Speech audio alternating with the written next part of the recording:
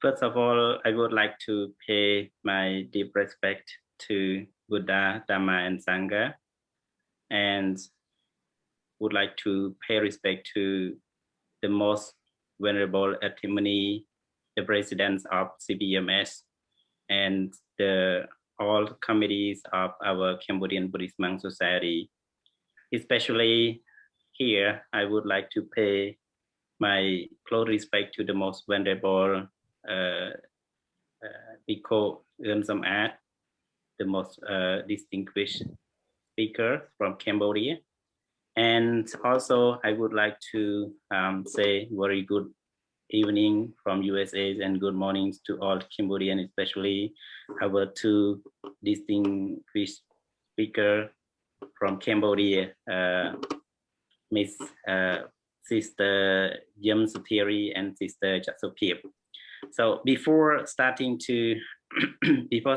our program, I would like to do a brief biography, especially the most venerable Samad from Phnom Penh, Cambodia.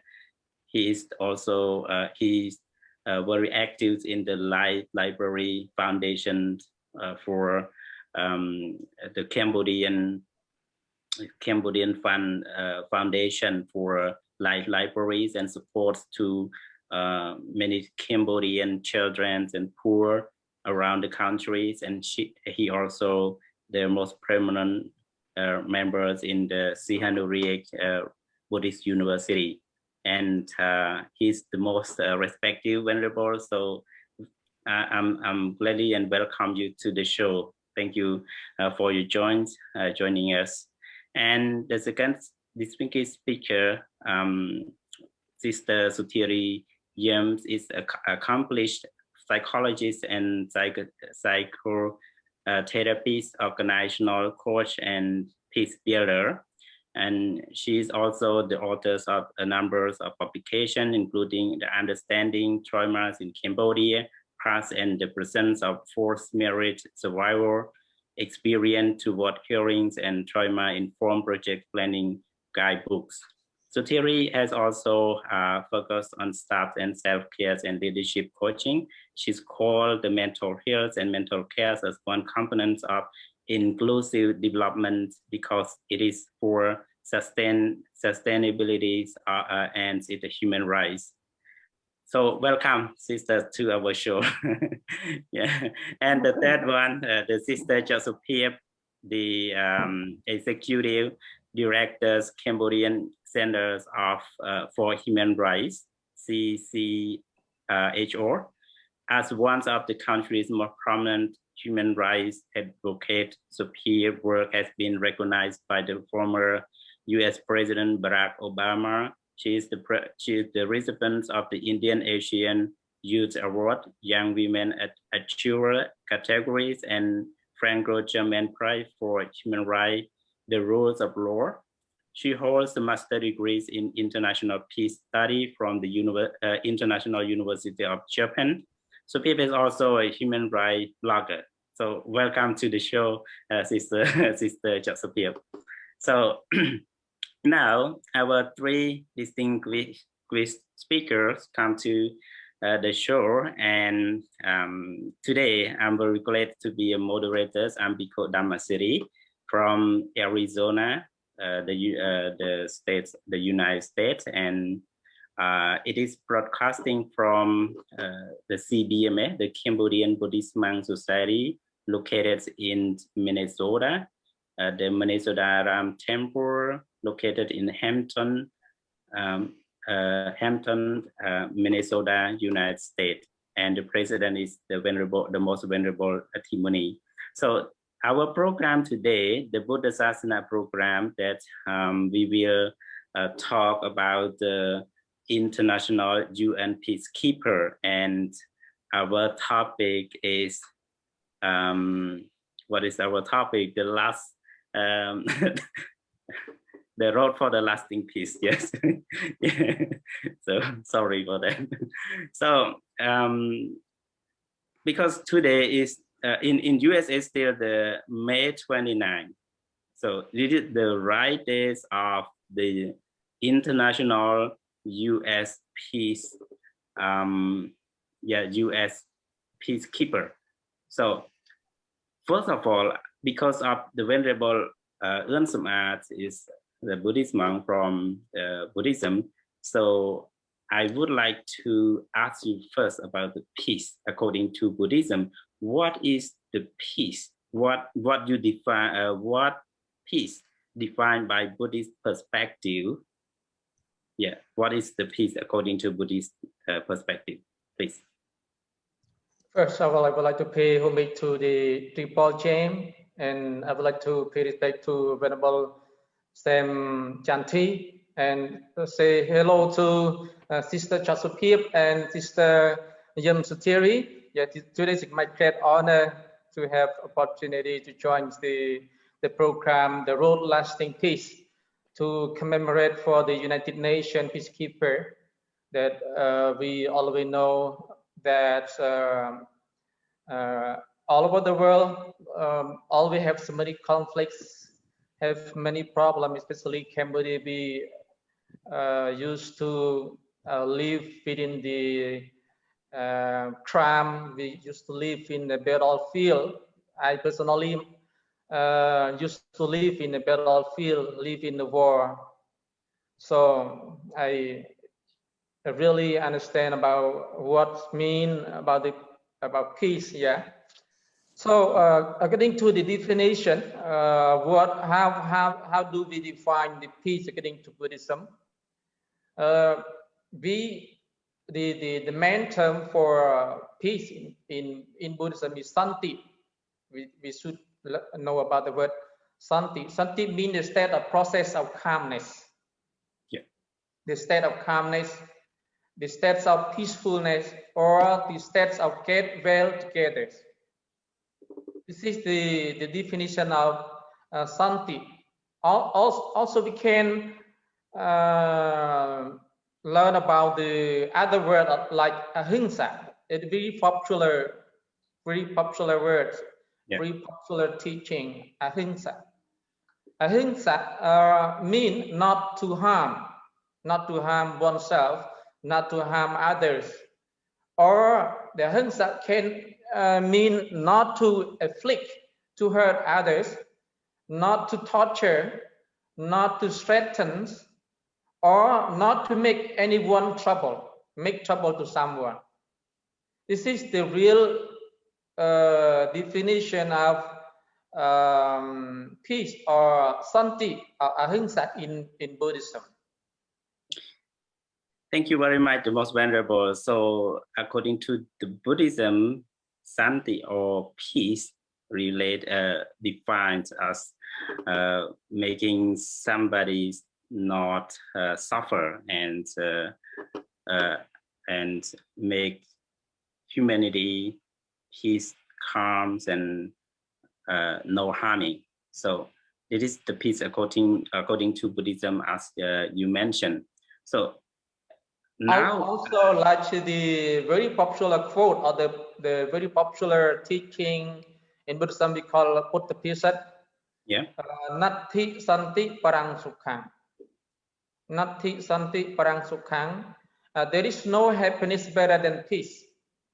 In Buddhism we value the most about the mental peace, because mental peace will lead to the physical peace. So this is the very popular teaching of Lord Buddha.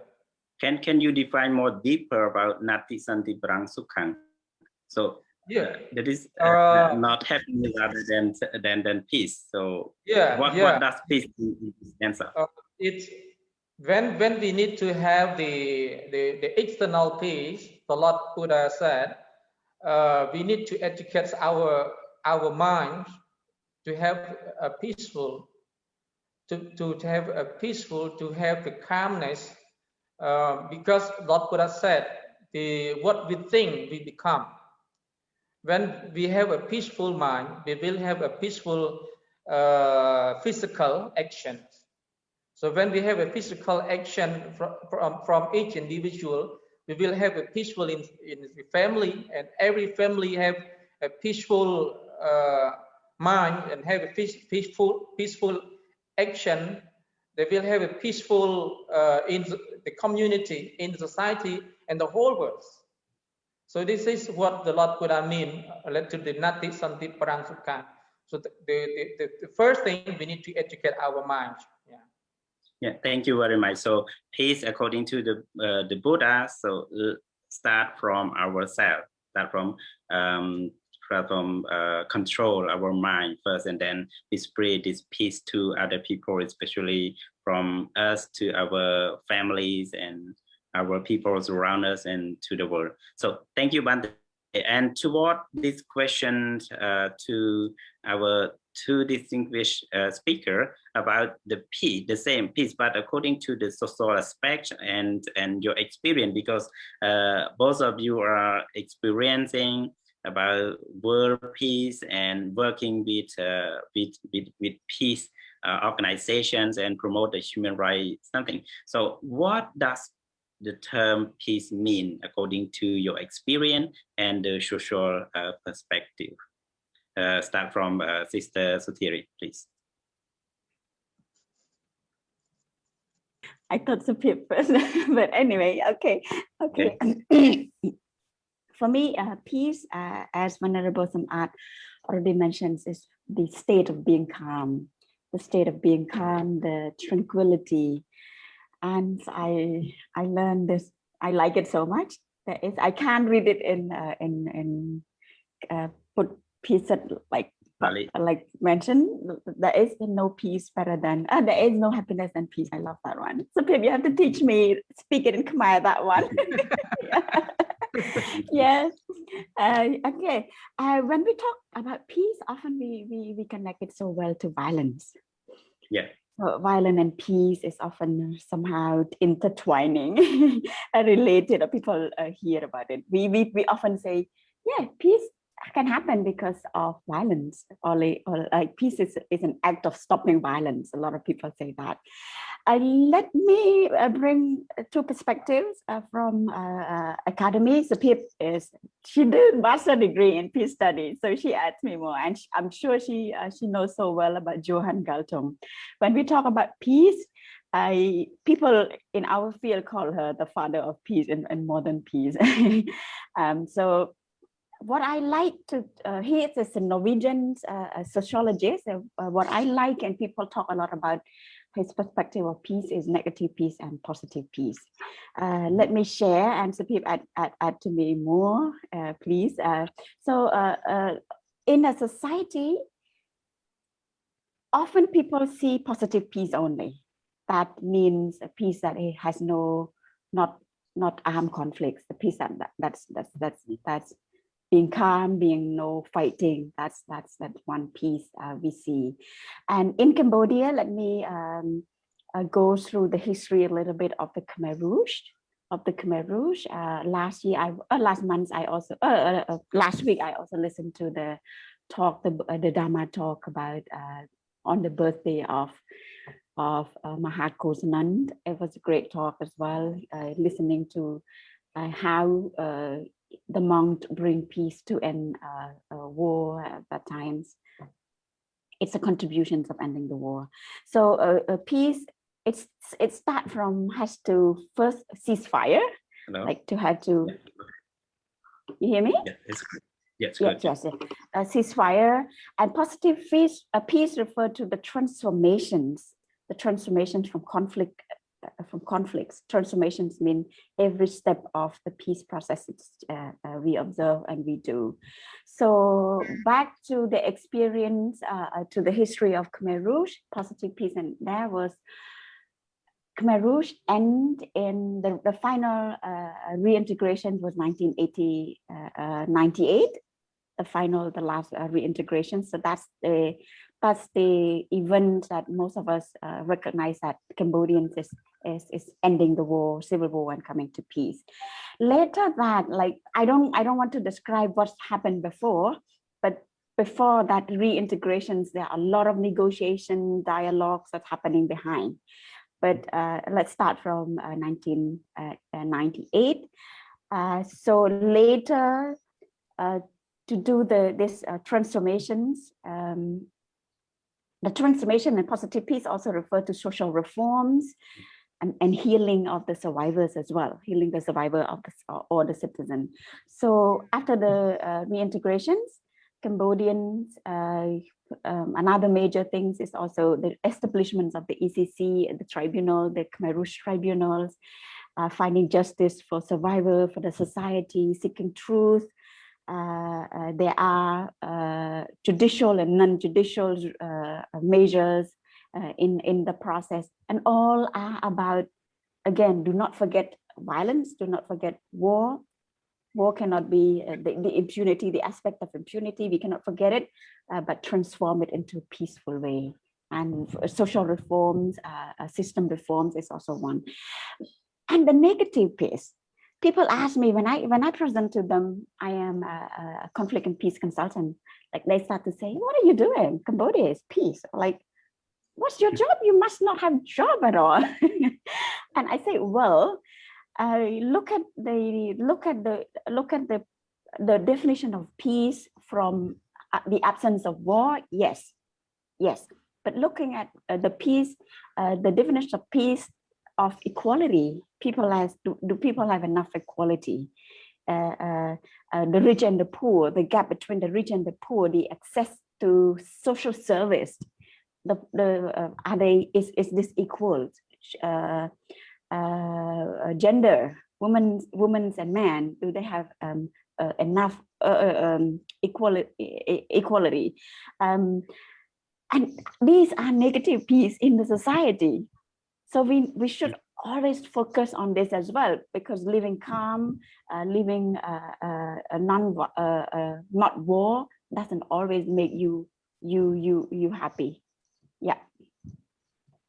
Thank you very much for your meaningful definitions about the peace, positive peace and negative.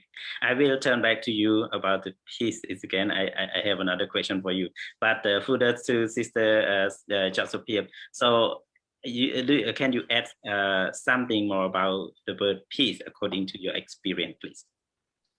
Thank you so much, Pante. And first of all, let me pay homage to the triple gem, the Buddha, the Dhamma, and the Sangha. And my respect to you, Pante, as a moderator today, as well as our Dhamma speaker, Pante Sumat, Sister Satiri, and greeting to all Dhamma friends who are following our talk show today. And it is a very special occasion to celebrate the International Peacekeeper Day in a way to kind of not just celebrate, but to acknowledge the contribution of the peacekeeper. And we will discuss a lot later on, how peacekeepers have been, working in Cambodia context, but as well as at the other international arena. But we are now talking and trying to understand the concept of peace. And as our Dhamma speaker have highlighted from Buddhist perspective, as well as from the societal perspective, I believe that the concept is somewhat similar to the Buddhist approach. And as the Sister Satiri have already introduced, the well-known, it's called the father of peace study, Johann Galton. He have elaborate the concept of peace quite clearly and for us to better understand. And somehow Sister Satiri have highlighted briefly, but let me somehow just to clarify, because I think there's a bit of confusion between the negative and positive peace there. Like when we're talking about peace, people often refer to only the condition or the situation where a country or a situation is the absence of war. When there's no war, people feel, oh, it's peaceful, and indeed it is somehow a peace, a peace process as well, because without, if there's still war, it's also challenging. Therefore, Johann Galton have kind of introduce the concept of peace as, you know, the achievement of both negative and positive peace. And when we say the negative peace, it refers to the absence of violence or the absence of a conflict or war. That is a negative. And why we call it negative? Because when there's a ceasefire, ceasefire is enacted or is accused, it called a negative. You know, we accuse a negative peace because it is negative because something undesirable have been stopped. You know, conflict or war is something that people, no one like it. So it is undesirable have been stopped. But with the absence of war, the country is not yet a peaceful state, because as the Buddha have mentioned, and Ponte Sumat have introduced the Buddhasāsana, quite known Buddhasāsana. There is, you know, Natte Parang Sukhang. There's, you know, it is the internal peace state of mind that is the most happiness of human being. So that linked to the positive peace. The positive peace here is when, you know, like the oppression, the structural violence. When we call structural violence, it refers to the fact that, you know, there's in society there's oppression, there's exploitation, or the lack of, you know, respect of human rights or freedom. This is also a you know, like the lack of positive peace, and that not contribute to a complete peace. So when we refer to peace, it does not mean the total absence of any conflict. It means, you know, the absence of violence in all forms, including in a way to bring social harmony. And therefore, if we look, the negative piece is more something very immediate. You know, if there's a in a society like for Cambodia, we experience a lot of civil war, the genocide. So in that moment, it's a negative piece. It's an immediate need to end the conflict, to end the war. But then when it comes to the positive piece, it's more a long-term effort that it requires a more peace building process. That's why if we look at Cambodian context, linking to the genocide and, you know, like the effort to bring peace in Cambodia back in early 90s, that result into a Paris Peace Agreement. In the Paris Peace Agreement, the agreement itself, it does not only constitute the absence of war. Of course, all the parties are encouraged to come into the table. People should, you know, like join hands and try to end the conflict. But also, the Paris Peace Agreement have emphasized a lot about the effort for a peace building process. And that's why UN and together with other international community have put a lot of money, have put a lot of technical support in order to support Cambodia to achieve the road to, we call it a lasting peace as well here as our topic. But I think the road for us is still continuing, and it requires a lot of effort to ensure that Cambodia can enjoy the fullness of the peace state of mind as well. Thank you, Ponte. Thank you very much, Sister Sophia, for adding to your definitions about the peace, and you bring more detail about the positive and negative peace in our society, especially Cambodian in the beginnings of 1990. But so the additional question about this peacekeeper. So today is the International UN or United Nations peacekeeper.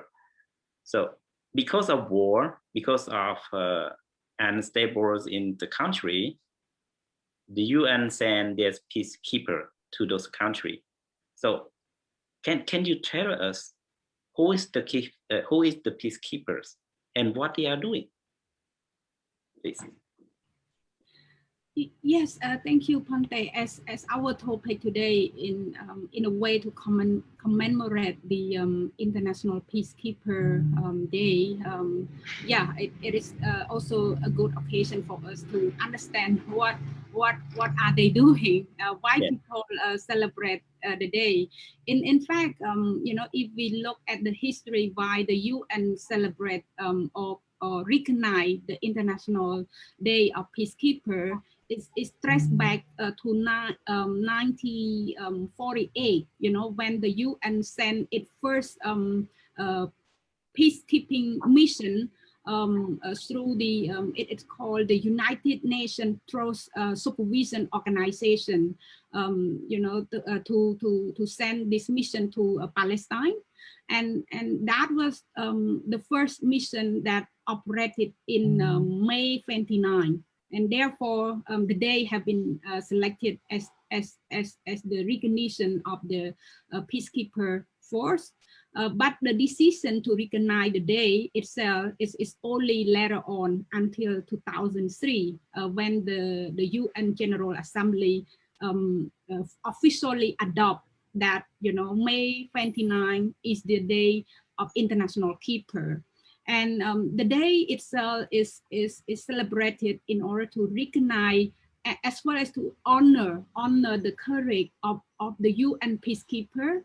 And they could be the military force, the police, or the civilian, you know, who volunteer, you know, to be in the mission. And what are the peacekeeper doing? Of course, I think if for Cambodian context, we made family a lot about UNTAC. Yeah. You know, during that time in early 90s, I was still young at that time, but I through learning and through other study, we can see that back in early 90s, the International Keeper come to Cambodia in order to navigate the difficult path, in order for us to achieve the you know, like the mission that outlined in the Paris Peace Agreement, as well as you know, as an effort for the peace building process, as I mentioned. So mainly the peacekeeper, not just in Cambodia, but other region as well. The idea is for them to help to, you know, to kind of help to intervene the fragile state of a society that are somewhat, you know, still in conflict or in about to come.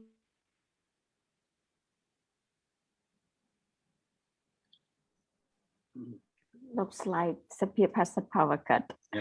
Yeah, probably. Yeah. Probably internet disconnect. So further this question to Sister Sotiri. So can you have her to define to give more detail about the peacekeeper? Who is the peacekeeper, and what are they doing? Yeah, please. Continue from her. Peacekeeper, Sapir already mentioned the UNTAC people, especially Cambodian people, associate a lot to when we talk about peacekeeper. And in other words, people say the blue cap. Yeah. The blue cap.ភាសាខ្មែរកងទ័ពមួកខៀវ That's the blue cap. So they are the. Oh, you're back, Sapir. Sorry, the electricity got cut. That's so fast. Like now, yes. And then you can continue. You can continue. I only said mentions the blue cap. The UNTAC is the blue cap. So you can continue a bit, please.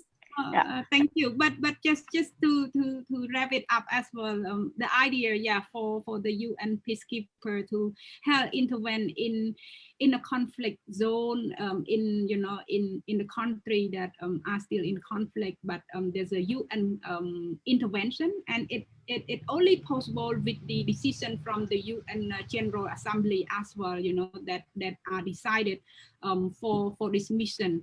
And somehow, given that today we celebrate this, we should understand, you know, overall, according to the website of the UN, we can see that there have been over millions of people have been sent for the international peacekeeping mission, but like, because the work itself have been very challenging, so unfortunately, in 2020, it was documented that over 130 UN peacekeepers have lost their life, and somehow around 4,000 have died since 1948, and that was since the mission began. So yeah, international peacekeeper is risking their life in a conflict zone or in a country that are still in a fragile state. And for Cambodia, I think owing to the fact that we have benefit from the international keeping force, we also send our mission. I mean, send our people to join the peacekeeping mission as well. So according to report that I obtained, over in this last 15 years, Cambodia have sent around 7,523 UN peacekeeper in 9 countries. Many of them in like Lebanon, Sudan, South Sudan, Mali, or Central African Republic, and we could see a number of those missions are land mining or in a country that are still in a fragile state, like I mentioned. And I think last year or so, we heard we received the news as well that some of our UN peacekeepers are losing their life because of the war, but also because of the pandemic. We are living now in a pandemic situation, so our peacekeeper force that are deploying in certain countries have lost their life due to the pandemic as well. So yeah, I just would like to take the occasion today to thank to all of them, and thank to Cambodian UN peacekeeper, and to those who lost their life. The merit of their good deed is so great, and I believe that it will help them to be liberated. Thank you, Bhante. Thank you very much, Sister Supip. For the same question and just a little bit more detail about the peacekeeper that UN UN send the peacekeeper to many countries who has suffered a lot, which has suffered a lot because of war, conflicts, or violations in the country, and UN decided to send peacekeeper because of that country cannot control. So according to this perspective, so peacekeeper is those who have or who adds the more force or powerful when the police or the state army in the country cannot control that event in the country. So the country cannot control that situation. So they send the peacekeeper from the UN. So can you find the more benefit, more advantage of peacekeeper when they're going? How they do different from the police or army in the state? So what they are going to add more enforcement and how far they can do rather than the police and army in the state. Sister Sutiri. I was very young too, back to the UN keeping deployed here in Cambodia. So I didn't have much research on what they have done there. But I think just to shortly say, and then I wish Supip add more about that. I think, I don't know whether at that time the military and the police in the country, in the state itself, active or not, but I think their goals, when I hear your questions, it relates to me a lot about being symbolic there in the country, to bring peace, to be united, not to fight. I think the peacekeeping, they don't have a mission to fight back or to support anyone in a conflict party to fight for win and lose, but to be there as to make sure there is security first, safety and security first, and yeah, and I don't really know whether what happened here in Cambodia and other countries, what's beyond being there. I mean, do they do dialogue in itself or whatever? I don't know. I'm really curious, and your questions allowed me to do further research actually. Okay. What are their role besides keeping the security? Is dialogue is also working in there or not? But I don't think so, because those are often transferred to the nation itself to work. I don't even remember how long the UN was here in Cambodia. Okay. I think I would like to share a little bit experience about this, because I really personally experienced during the UNTA time, during 93, 92, 93. At that time, I already 15 already, yeah. So 15, 16 already. So well aware about that. And also, I live the place where a battlefield took place in Previa province, Chongsan district. It really hot. It was hot place. So during that time, the United Nations sent a troop to my hometown, stationed there, and according to my observation, because the conflict happened over there, the crossfire between the Khmerus and the government military, the government soldiers, and at that time the Khmerus Kerala, or the troop, it's not only fire to the government soldiers, the government troop, also the fire to the United Nations peacekeepers. The United Nations peacekeeper also fire back to protect the civilian. So happened quite often during that time, during 1992, 93 especially. And sometimes the blue cap also suffer from that, wounded. Sometimes they cannot station over there. Some places they need to withdraw to the district, to the safety place. However, kind of assistance to the government soldiers to support somehow to protect the civilian. They also need to fight back to the Khmer sometimes, but not push, but they just stay to protect the civilian at that time. According to my experiences, the blue cap in my hometown. Yeah. So to ensure to protect. But what I want to say is the United Nations peacekeeper, it's just the protection, is not prevention action, I think. What the United Nations do, or the world, what send the troops to join, just to protect the civilian, to protect, to assist the failures of any governments, any countries. But what the best we need is the protection, prevention. In the teaching of Lord Buddha, we focus on the prevention, like the popular quote, prevention is better than cure. So we will talk more. What about the Buddhist perspective about the prevention and better than cure? Okay. We will raise more. Yeah. Thank you very much, Bante, about that extension.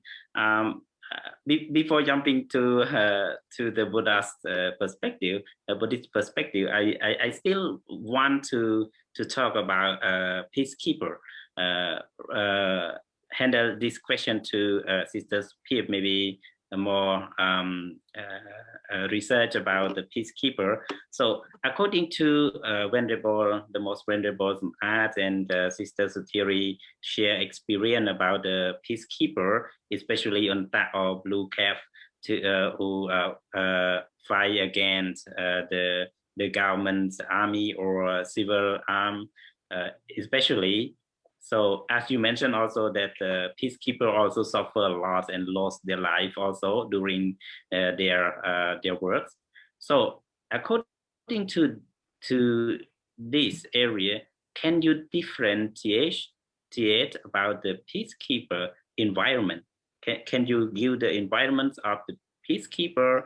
So peacekeeper is just only for intervention or to fight or to promote the peace or to take care of peace or to build a peace. So can you categorize the work and how far a peacekeeper can do?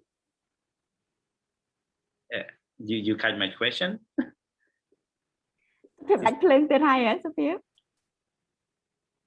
I'm sorry, Ponte.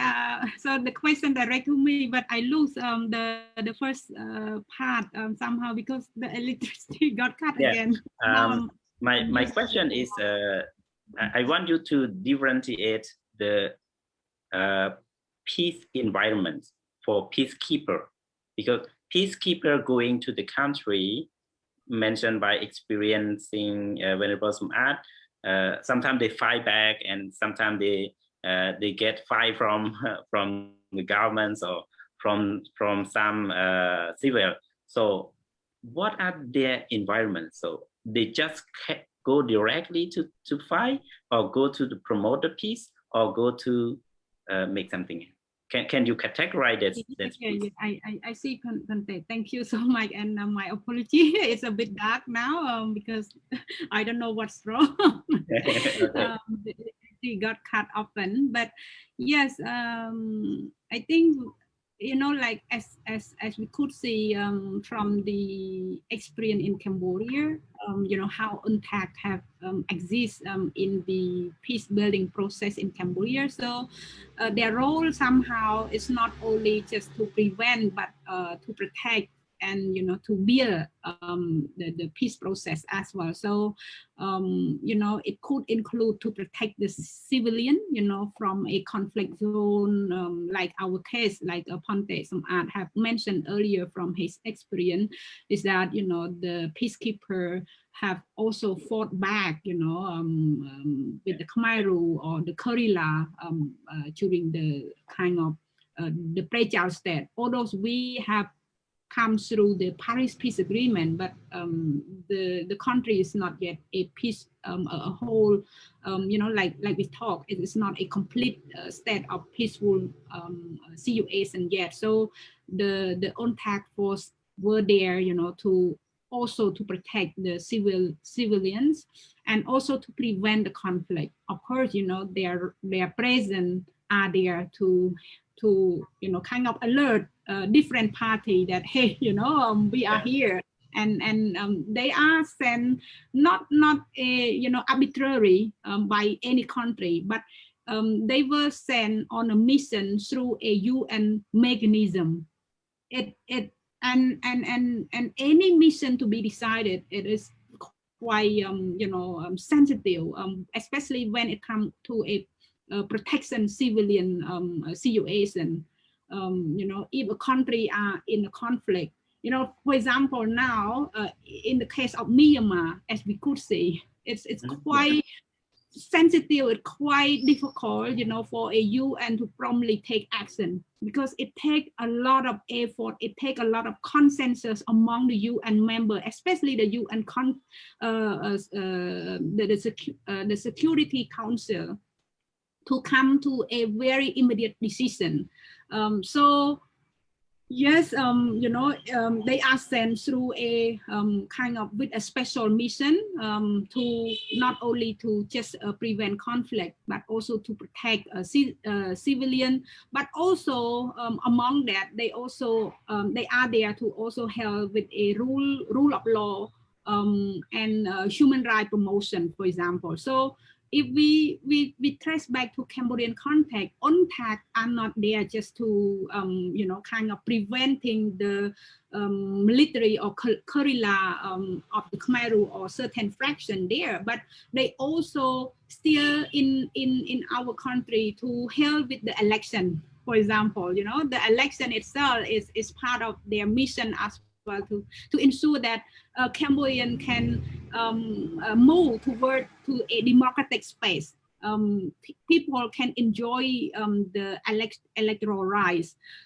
So promotion of human rights is also their mission, empowerment women, as well as to deliver in a field support, like kind of humanitarian support, especially in a context of conflict zone.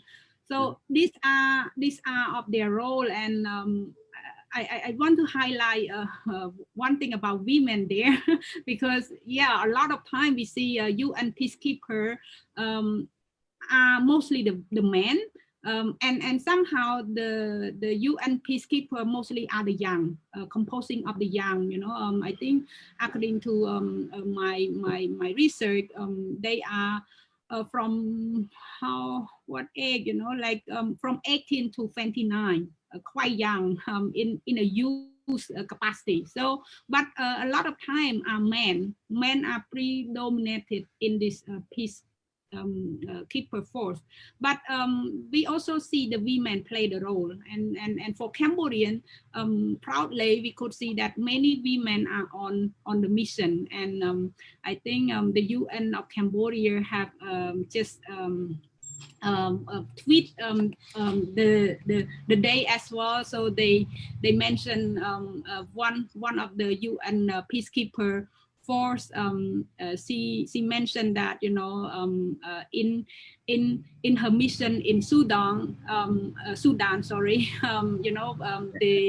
the people are very happy to see the women in uniform in the UN peacekeeping uniform. So because mostly they could only see men. So just briefly, if we see how women in uniform were there, helped to inspire the community in Sudan. Yeah. So that is kind of indirectly help to empower the girl, help to empower the women as well. And that's not yet count the real core mission of of the operation in the respective country. So there are a lot of effort, and somehow if we look at the international human rights standard, that link with we call responsibility to protect law, international human rights law. It is the responsibility of the international community to respond, to support those countries in a fragile state or in a conflict zone. So when we're talking about the responsibility to protect, it is including the prevention, and then protect, and then is to fulfill. It is meaning that after the international community help to prevent the war or end the war in certain country, those missions have to also help to build the process. And again, I like to quote for Cambodian context, because we know more about our country, because and also this year we would commemorate the 30 year of Paris Peace Agreement. We could see that like the agreement itself does not only mandate the Cambodian government as well as the international community to only end the conflict, to only end the war during that time, but it requires a long-term peace building process that including ensuring the free and fair election, the respect of people freedom, and ensuring the social and economic development of the country, where everyone can enjoy equal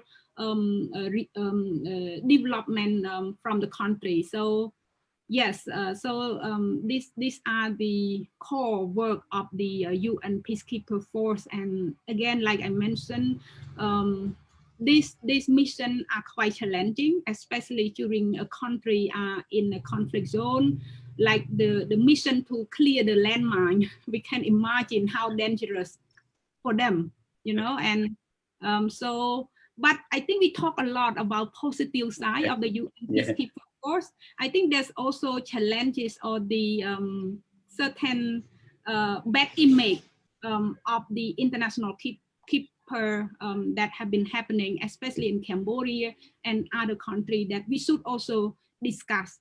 Thank you. Yeah, thank you very much, Sister Sophia. I also have that question, but because, according to our time is quite so fast. So I will ask if we can do a little bit longer. But come back to our peace. So peacekeeper, we keep it a little bit. So we come back to the peace. According to Buddhism mentioned by the most venerable Art, we should bring peace to our mind, right? We bring peace, but according to definitions, peace, social aspect, and your experience, we make peace, the UN peacekeeper or maker or something.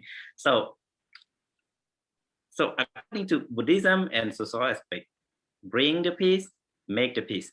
So how can we bring or make the peace, and where, how can we make our country or the world more peaceful? So the question, how can we bring the peace or we make the peace? Venerable, please.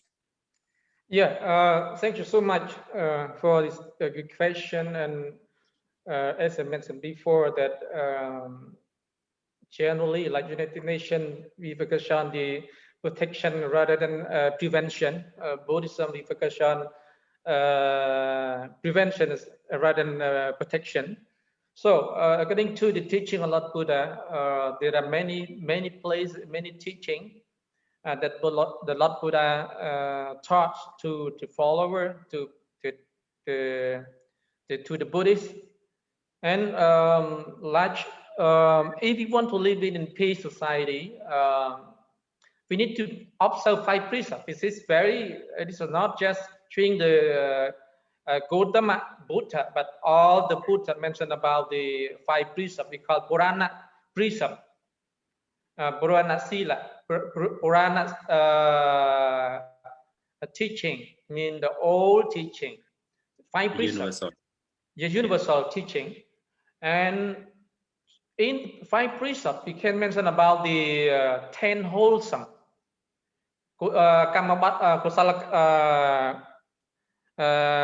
Kamabadok means 10 wholesome.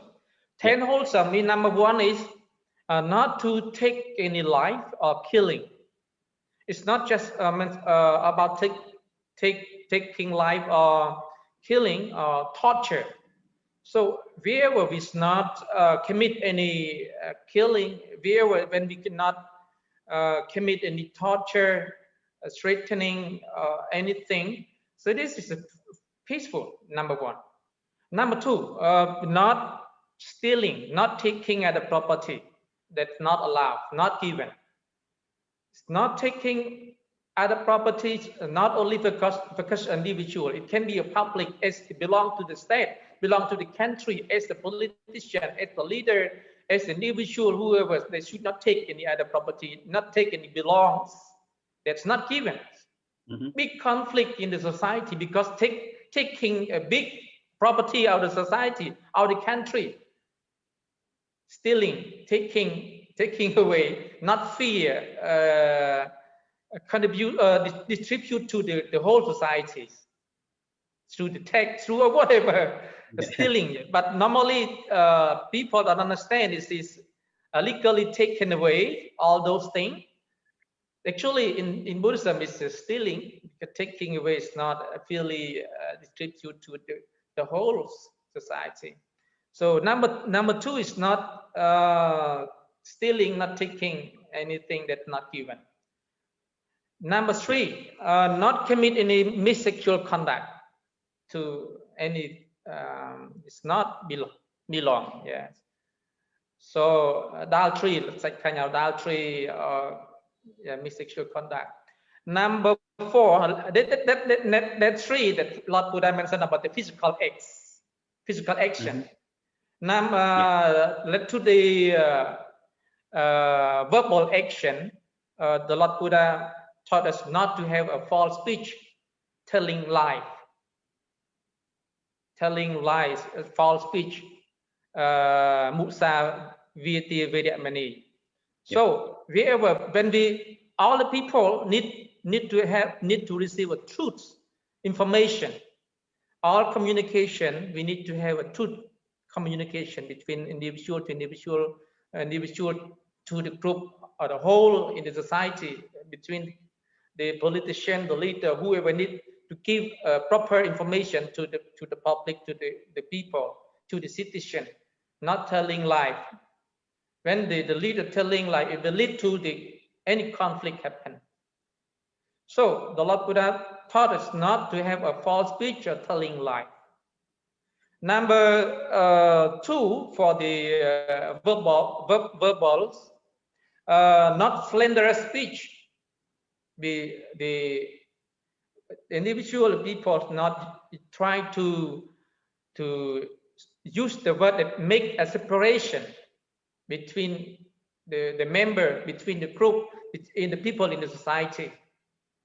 When we have the slanderous speech, we make a separation between the group. Remember, even in Buddhism, in Buddhism we call Bambek song.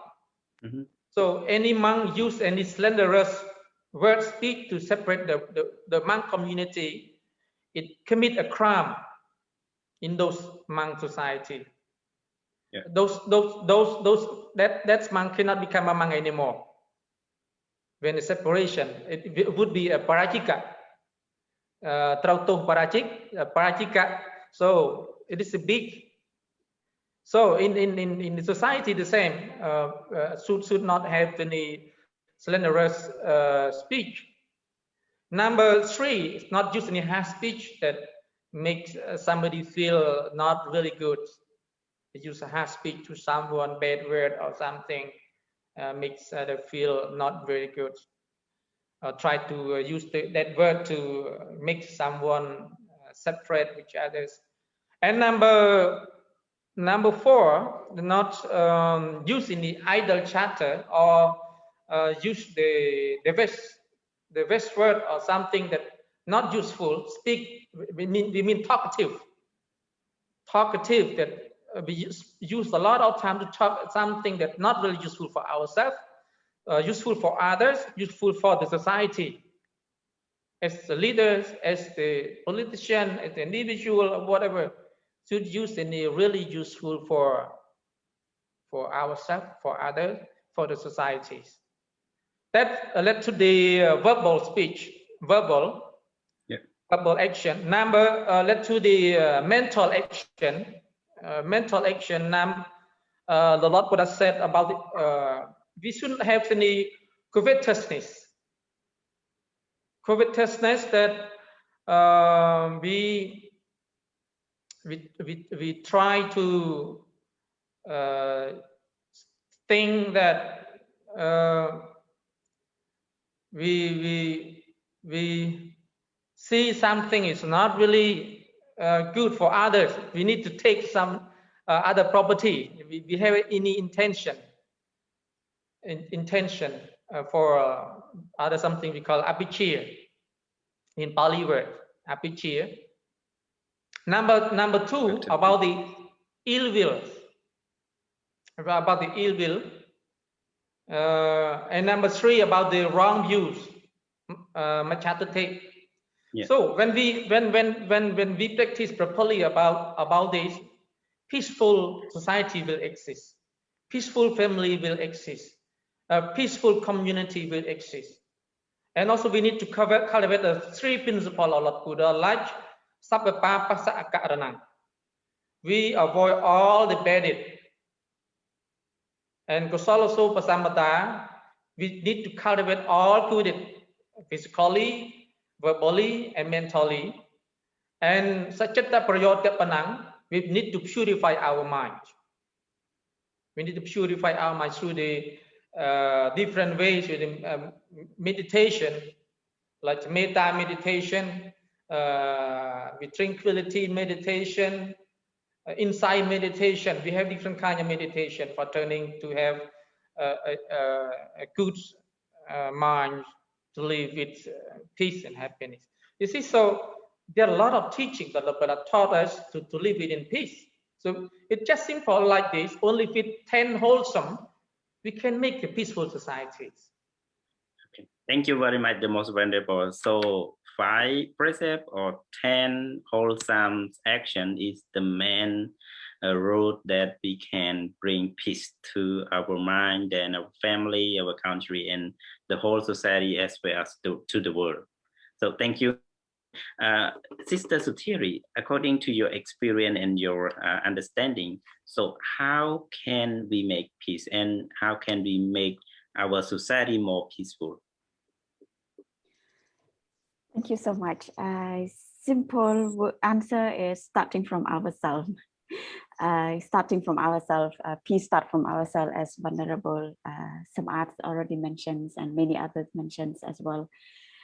And I like to address my personal definitions of peace. There is also, again, start from inner peace, and peace start from just simple thing like feeling love. Mm-hmm. Like if you love, also peace in there. Love yourself and love others. That's also, you feel peace in there. So don't just think about the peace. Don't just like always has the mind big, like peace has to be big in the country level, but you have to think about yourself. So love, and sometimes you find it, you just close your eyes and feel like, I love myself, I love my children. That's peace. That's the moment of calm. It's called peace. And be able to forgive is also peace. Be able to forgive is also peace. And unfortunately, not many people are able to forgive, because I think I remember one quote from Gandhi, maybe say, we cannot forgive because forgive is an ability of the strong person, something like that. Yeah. So like sometimes just bring a smile to yourself. It's also a peace and calm moment in there, and satisfying your life is also a peace in there. So if you have all of this, it's come out as well. You don't steal, you don't commit adultery, as Venerable mentioned earlier. There is also another quote I love as well from Gandhi. He said, there is no way to peace. Peace is the way. So the moment we think about peace, we work toward peace, it's there. The moment we walk,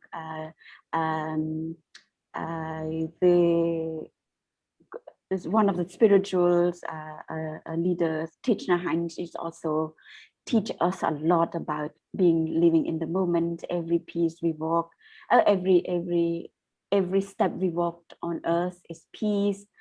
So that's why some of friends here, when I work to achieve a positive peace in terms of equality, advocating for equality for women, for women race, right? I myself take it as it's a peace itself. I don't know, like, what do I achieve? I don't know. I can't imagine how big or how small the achievement I will receive from my commitment to achieving this one of the positive peace, equality.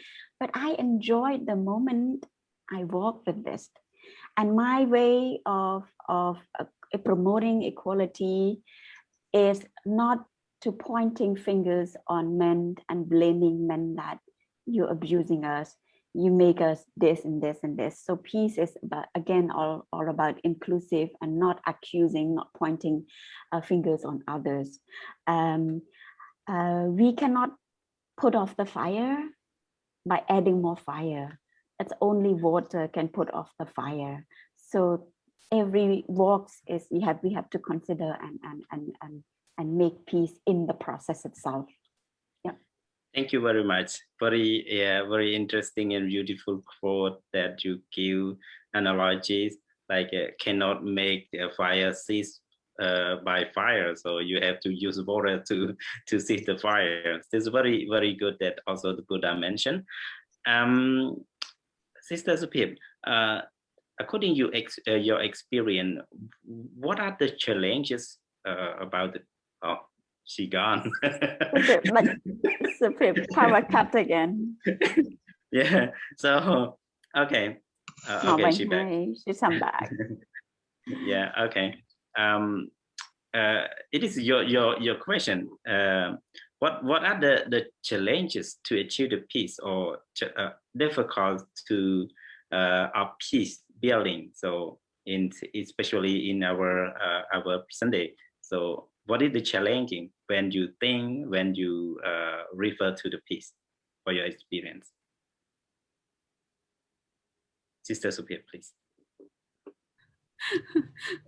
Thank you, Ponte. My apology. I think the electricity is so it's testing our state of peaceful state of mind. So you asked about challenges in a peace building or peace keeping work. Like I said, I think if it referred to the UN Peacekeeper force, indeed is a risky work. You know, the effort to send the UN Peacekeeper force require a commitment from individual country. So you know, like that's why I think for Cambodia, because we benefit from a UN Peacekeeper force, that's why Cambodia have still a lot, you know, in a way to pay gratitude back, and in order to join the effort with the UN peacekeeping process. So we could see over 7,000 of people, Cambodian people, have been sent or deployed through 9 countries. That is amazing, and that require a commitment from individual country, but also individual person to, you know, to be ready in this risky work, because we could see the work in the country. You know, many of them are in conflict zone or in fragile state. It's not an easy. Like when the UN team come to Cambodia during the early 90s, it's not an easy work. Some of them lose their life. Some of them may, you know, face a severe kind of pressure to stay away from home, but of course situation. And also sometimes, yeah, you know, it also kind of classing back within the process. That is when we're talking about the UN Peacekeeper force. But if we're talking about our, you know, like contribution as civil society, when we're talking about civil society, it can include many of us, not just the NGO, but can be honorary people, you know, who contribute in a peace building effort. And we understand already that peace is not only the absence of war, but it also the peaceful state of mind. It is the social harmony that people can live very cohesively together. So many of us have contributed to that, you know, either people who work in human rights field, people who work in development field. The Buddha, I mean the monk community also play important role to help in this kind of peace building process. So we all face a different challenges, I believe. In development field may face a different challenges. For example, when they have to build, or you know, like build certain kind of building or brick, or you know, like either school in a very remote area. So, and sometimes they help people through the humanitarian support, like, you know, during flooding, during certain natural disaster that can put themselves in risk as well. But for us as a human rights advocate, of course, I think as we all know, human rights advocate work is not an easy work. It's risky. It's a challenging. Sometimes the government see us somehow contradictory. Although we aim to, kind of help in the process of promoting the respect of human rights in the country. So it can be very challenging with the physical violence or legal or judicial harassment. But as well as, kind of, I think the problem in many society, not just in Cambodia right now, is the misunderstanding and the kind of because of the abuse of power or because of the greed, people start to label each other wrongly. People believe that those who are in disagreement with their own position are either the enemy or are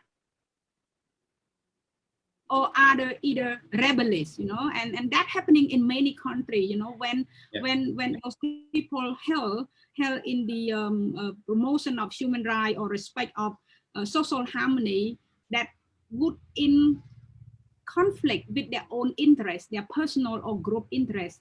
Those people would intimidate or would label other people, as somewhat indifferent, and that is I think that is not benefit anyone, not benefit for them, not benefit for us, but not benefit for the whole society. So imagine if we can recognize that we all have a role to play, either politician, either the government, either the civil society advocate, or either honorary people, even business people. We all have a role to play to help ensuring the society can benefit, and we have to also respect the rule of law. That's why every country have a rule of law, but the rule of law have to be compliant to the international human rights standard. And if we're talking about the whole society, like Pante Samad have mentioned, the Buddha have paved a lot of way for us to live peacefully. It is up to us whether we choose to walk through the pathway that the Buddha have guided us. And there's a lot of sutta like Chakavat Sutta or Kotuan Sutta, have helped to clarify certain good governance and way that a country can be peaceful, a country can enjoy happiness for citizens. So so I would like to end here. Thank you very much, Sister Sophia. You mentioned a lot about the peacekeeper. So refers to the most venerable Samad. You are also the peacekeeper because we are monks. So we introduce our Buddha's teaching to bring the peace and to guide people being peaceful in mind, even though in the country.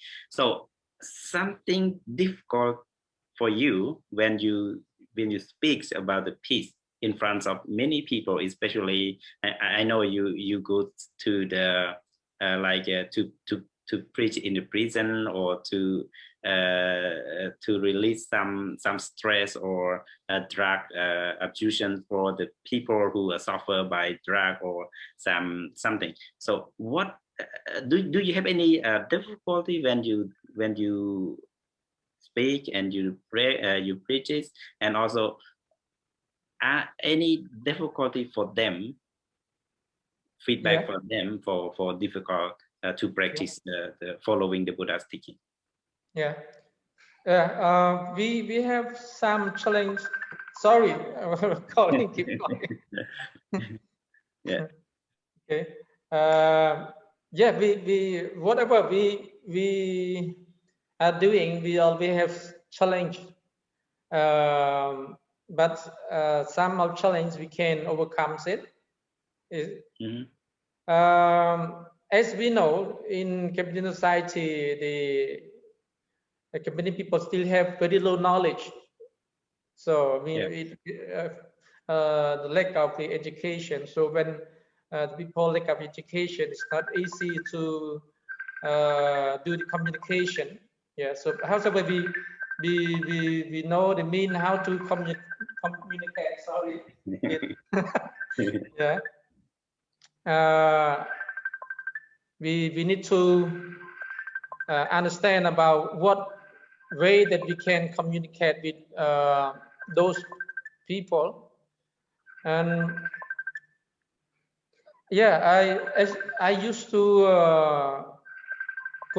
went to the prisons to do something, and sometimes they welcome us, sometimes they not really welcome us. Even we went to the prisons to bring something to help those prisoners, but sometimes it's not quite easy.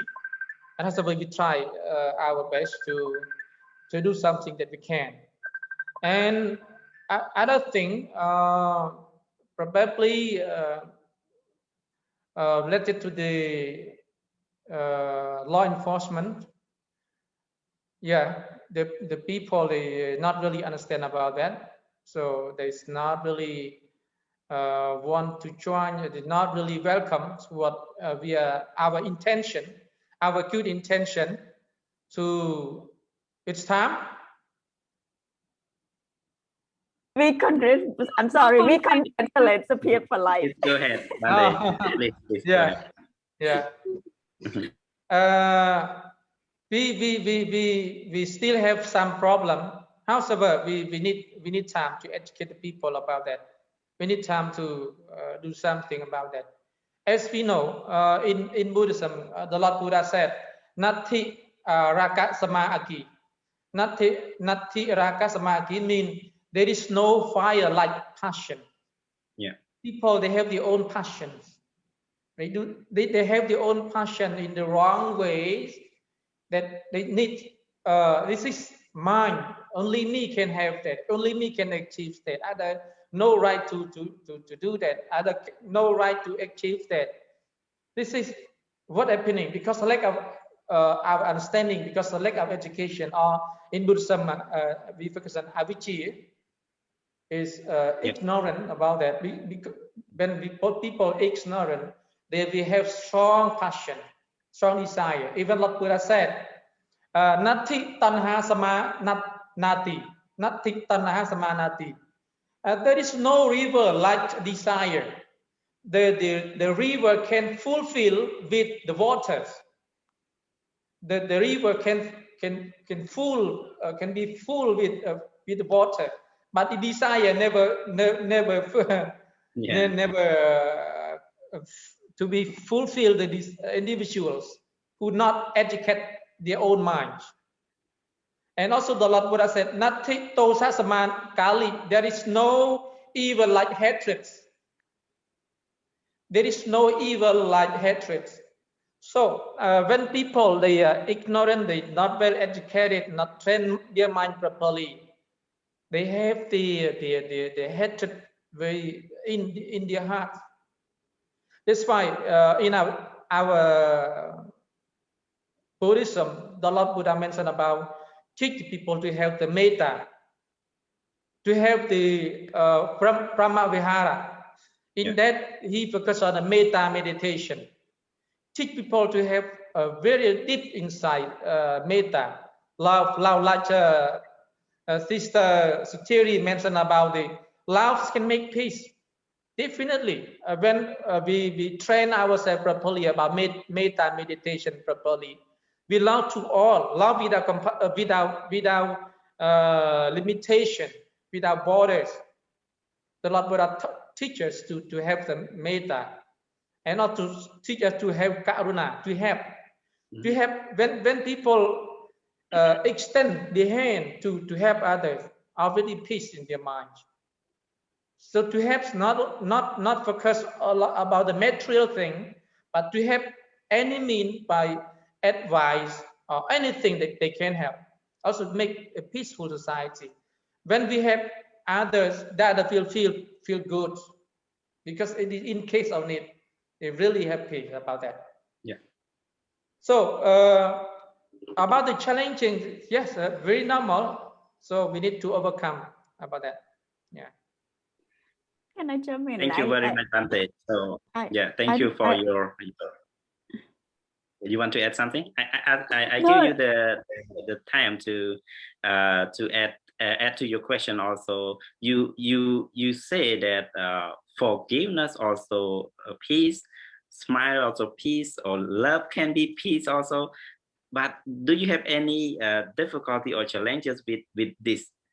Because saying is easy, but practicing is hard. It's not easy. So do you have any challenges or difficulty to say, to practice, or to bring to teach others how to be peaceful? Please. Thank you. What I want to add was does Venerable Samarth. I used to say to people who complained about not having a good sleep at night. I said, yeah. Well, do good things and you help others to feel happy, and then you have a good night. That's great. Yes, it's like doing good is make yourself good as well. Doing good make yourself happy. So, and I think for me, that's a challenge. That's the challenge in receiving peace and harmony in the society, because these days we speak a lot, but we don't do a lot. The brain, the cognition level, we know, but the connections between the brain and heart was a little bit missing to some people. And that, I think, we should now start to work from heart and brain together, from heart to brain and together. And coming back to heart and brain, there are some discussion that education is good. Education is good. But education with morality, with ethics, is the best. Is the best. Not just the degree itself, but something else, something else. And love and forgive. It's really wake me up when I read that quote that I mentioned earlier. Forgiveness is a quality of the strong people only. It's like, wow. Yeah. Wow, what a word. Yeah, what a word. So sharing personal story here. I read and I listened, but still the level of understanding is still there. When I was once through divorce, I really feel it so well, how forgiveness make me happy, make my children happy, make the divorce happy. So I don't invite everyone like to always have to expose yourself to criticals, but somehow I don't blame the criticals event or incident as a bad in itself, but it teach me something. It teach me to forgive. It teach me to forgive, and it's a power. It is a power. It is easy and easy to say, and it is difficult. One thing is you have to start and practice. And I question a lot. I'm sorry if I may if I may speak something that makes somebody make the monk uncomfortable, but I question my parents sometimes. I question my parents and my others relatives. I said, why do you go to pagoda? Are you going there to cleanse your sin? A lot of people say, like, go to Liang Bab to cleanse your sin. Why are you going to pagoda? Are you going to find peace in there? Or what's the reason there? Because they blame me. I'm Buddhism. I am. But I don't often go to pagodas like every Buddha days or week. But these people say, no, you are not the right, you're not you're not Buddhism. So accusing people, othering people, as Supit mentioned earlier, it's also some part that you have to accept others. Accepting others is also a way to peace. Starting from yourself is what I can suggest to do, and networking with others who practice peace, who can influence us with peace. And I still keep my mind. Sometimes I'm tired as well because people say, no, you're too nice, it's fake. that's fake.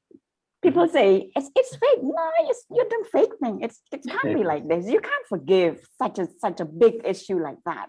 And I say, I did. Yeah. So talking with Sapir, but talking with others who has a similar minds also bring me a strength as well.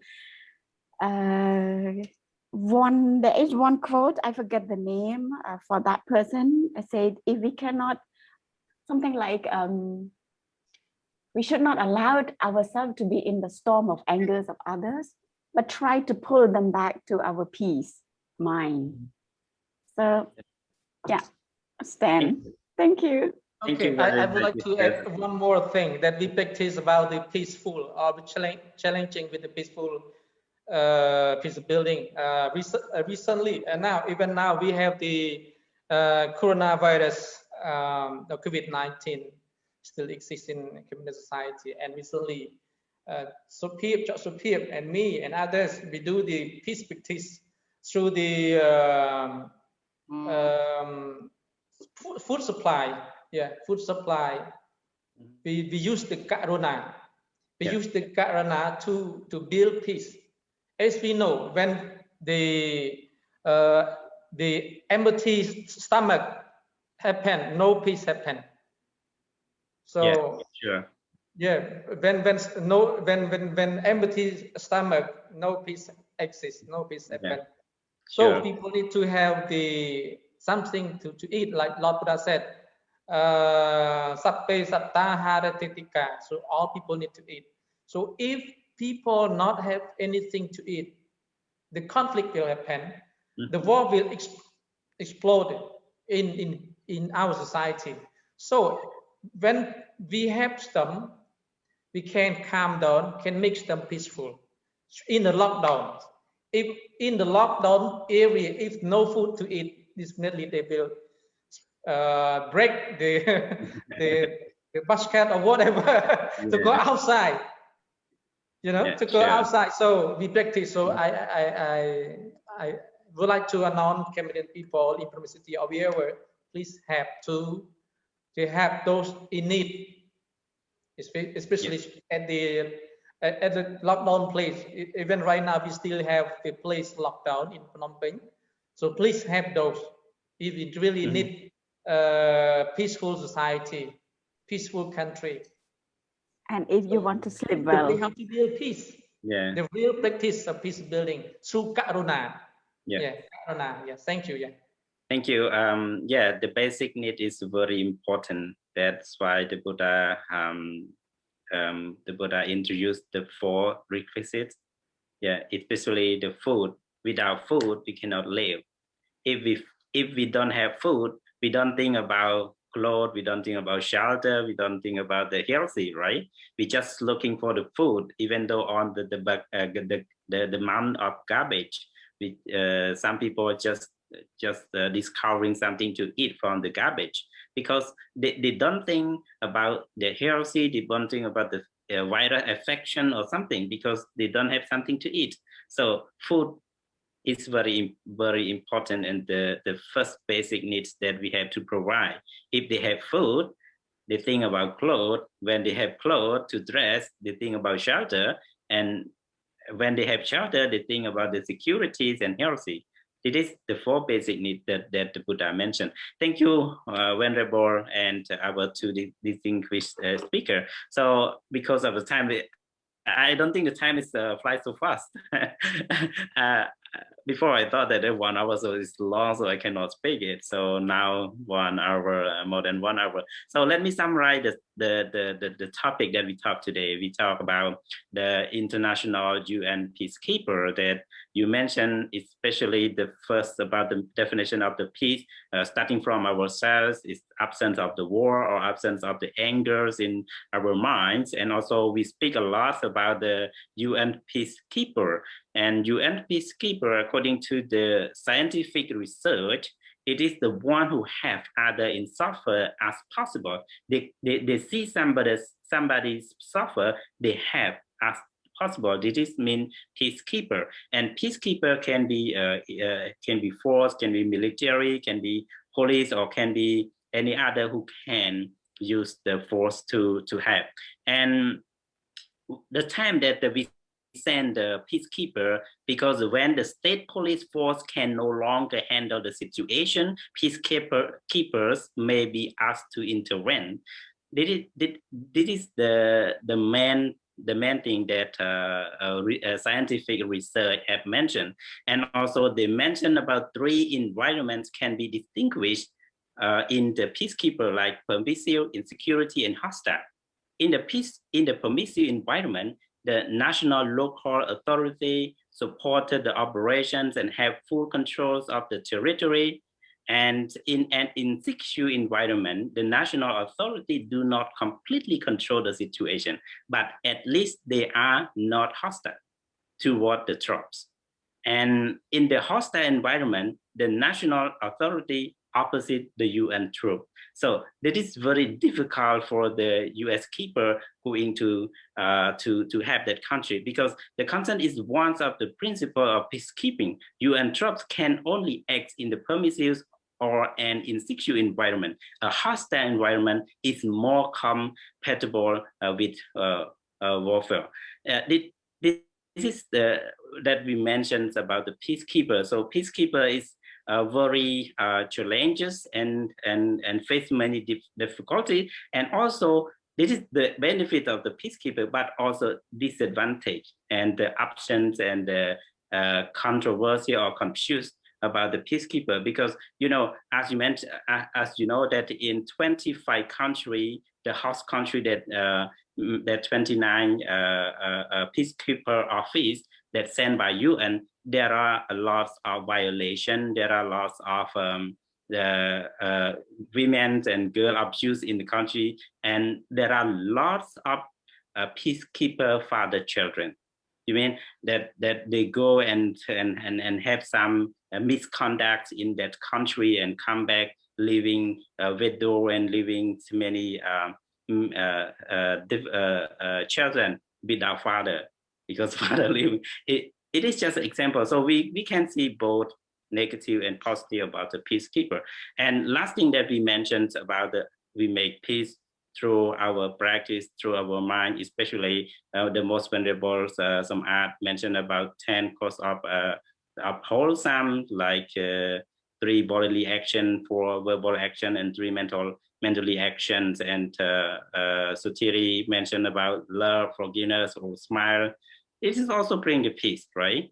And so Pierre mentioned a lot about the peacekeeper. So we can bring peace from ourselves. So thank you very much about this discussions, and that you can help us and our audiences understand about peacekeepers and peace in our society.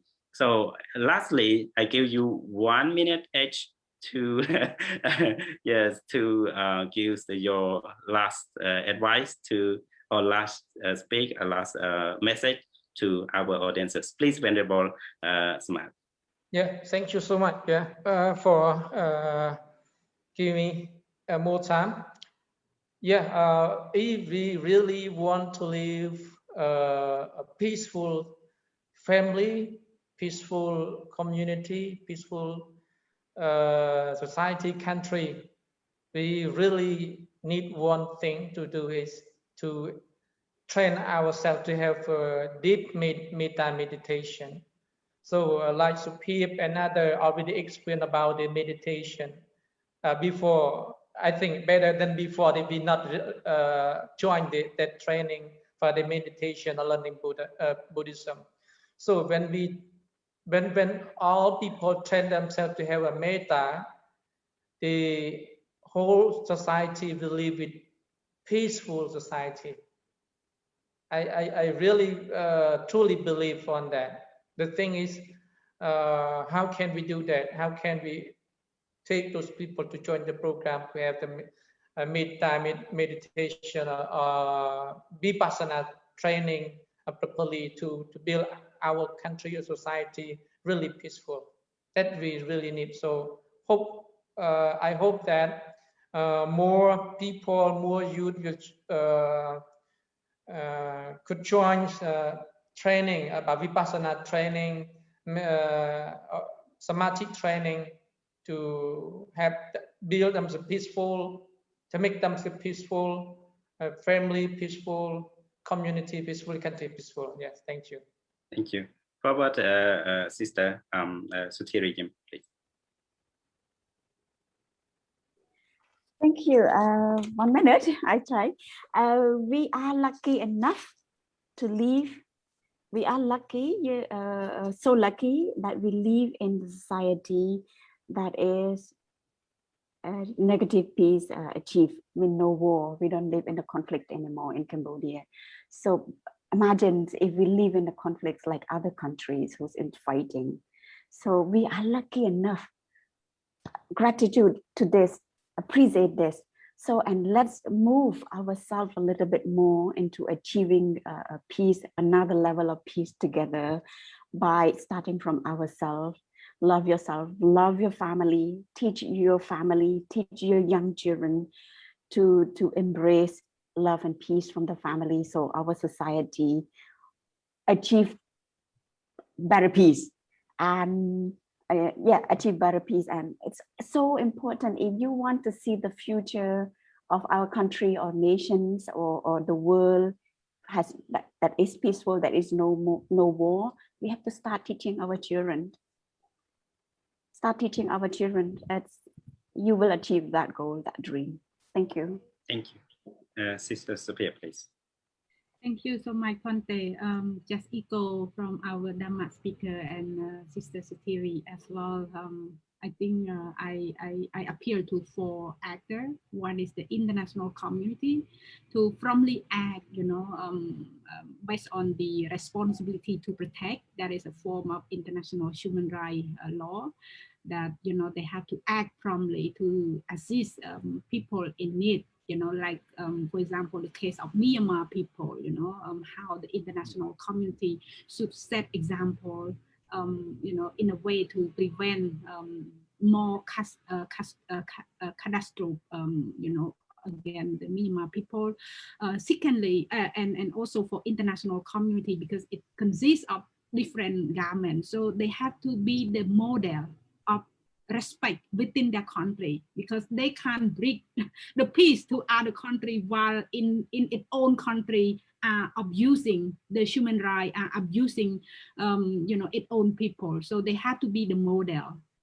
Secondly, for the government in any country, including Cambodia, we have to respect the rule of law. We have to respect the international human rights principle, and mainly, of course, as a country like ourselves claim to be a Buddha, respect the Buddha, be the Buddhism country. So we have to develop more kind of compassion. We have to treat ourselves more kind, so that we can achieve a complete peace, not just the absence of war. Thirdly, to the peacekeeper, of course, we pay gratitude. We feel so thankful for those who help Cambodia, but for Cambodian and other who help other country in the needing time. But I think considering certain negative implication, when they were on the mission, of course, it's not all of them are abusing their role, but to some, so my appeal is for those people have to respect the code of conduct, be professional, don't cause more harm. We call do no harm approach. So the peacekeeper whose mandate to help people, we have to ensure that that is our ultimate goal, not to leave them behind, with certain, like in our case, there's a HIV/AIDS, there are issues, of abusing or corruption within the system. So respecting the code of conduct, promoting the real good governance and the full realization of peace for those countries. And finally, of course, the individual. I think it is our role to develop our 4 subline steps, the complementation of love, the compassion, the sympathetic joy, and the equanimity, or in Khmer, you know, promvihitor. So that is very important. And I would like to end by this, you know, for people to start develop ourselves with Sal Samadhi Panya, or we call virtue, concentration, and the wisdom. Thank you, Phante. Thank you very much. Thank you very much, the most venerable Samat and both Sister Sutiri and Sophia, who just spent very important times to join us on show of the Cambodian Buddhist Monk Society. So thank you very much again. and finally, now we are coming to the end. So I would like to wish all the living beings and our audiences, especially the Venerable Mahasangha and all the people around the world, be peaceful and healthy and get rid of all suffering. So our program, CBMS, will bring back actually on Saturday again with Venerable Soktivi. So I'm just only a moderator, co-moderator, just sometimes, yeah, just come instead of him. So before ending, I just recommend one song. It's very important after the US-Vietnam War, the emergence of John Lennon, about the emergence if there is no border, there is no country, there is no hate, there is no anger. So emergence, that's people living in the peace. Emergence, people living today. It's not living for tomorrow, not living in the past. So it is a very interesting song. You can type into Google Imagine, you will see the Lennon, John Lennon's, and will listen that very beautiful song. Thank you very much, and wish all of you peaceful and free from all suffering. Thank you. Thank you very much.